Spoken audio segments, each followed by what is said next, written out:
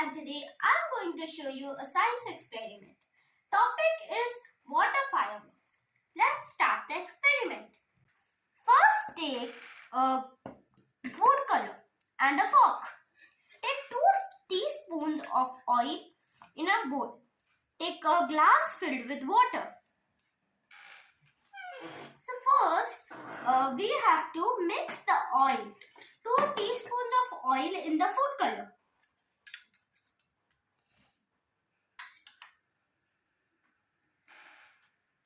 Now mix the food color and oil with the fork.